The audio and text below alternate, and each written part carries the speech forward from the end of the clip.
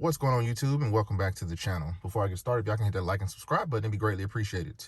So in this video, I want to give y'all a quick update on the Titan. Just got a 60,000 mile service done to it yesterday. As you can see, the truck is obviously nowhere near 60, but I got the service done early, given that I didn't do the 30,000 mile service. So I decided to do the 60 kind of early. In addition to that, I also got the all-wheel drive system service as well. There's nothing wrong with the truck, but I'm just trying to, my goal is to keep this truck running as long as possible. And I'll link in the description, everything that I got done to the truck yesterday. But like I said, I'm trying to keep this truck running as long as possible, especially with the electric vehicles gaining more and more popularity. And I can see that there's obviously going to be a shift in the automotive trend from gas vehicles to those electric vehicles. So even though I want a new truck, I don't think that's going to be the best move for me to get a new truck. So I'm just trying to keep this thing running as long as possible until I'm forced to get an electric truck or an electric vehicle in general. There's nothing wrong with them. I just like my V8.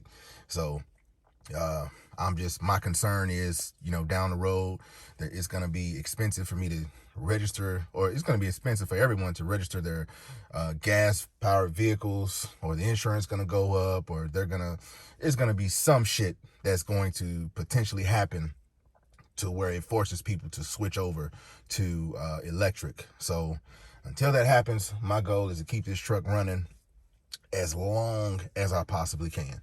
But anyway, keeping with the theme of that 60,000 mile service, I'm gonna go ahead and swap out my K&N air filter, because let me show y'all what I'm talking about. So here's my new filter, and here's the old filter currently obviously installed on the truck. So I know I did a video earlier this week, and it's also, I'll link that description. I'll link that in the description.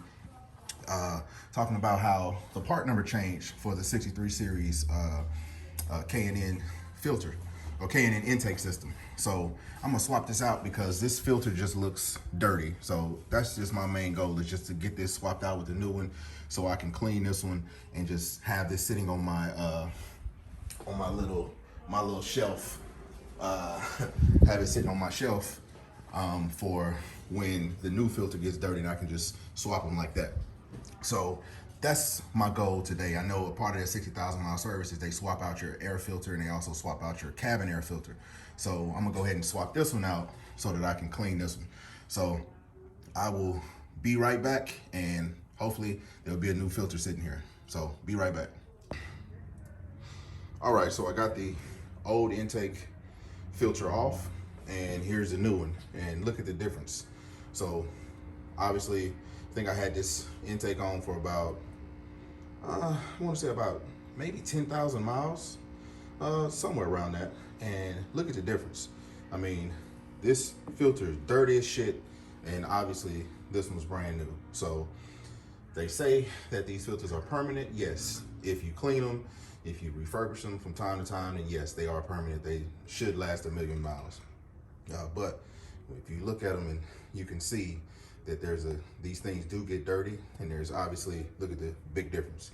So that's just something to keep in mind, that you will have to perform some type of maintenance on these filters from time to time. But I'm gonna get this installed, and I'll see y'all in a bit.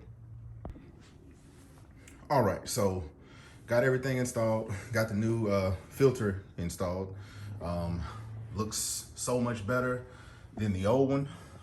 Just be mindful, if you are doing this, you got to loosen these two brackets, because when you loosen them, you have to pull this back a little bit to get the old filter out and get the new filter in. So gotten everything installed. Like I said, it's all tightened up. So I'm gonna do a start of the truck, do a couple of quick revs of the engine, just to make sure my engine light don't come on. So here we go.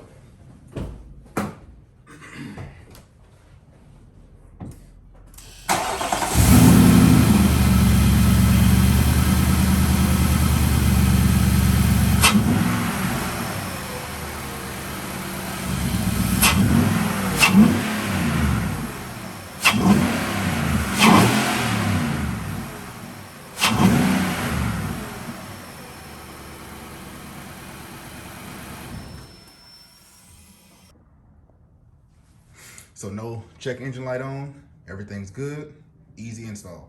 So I'll do another video on how I drop the bracket, how I refurbish this dirty ass filter and get this thing back into a more serviceable condition. So y'all stay tuned for that video. But as always, thanks for watching. Y'all have a good day.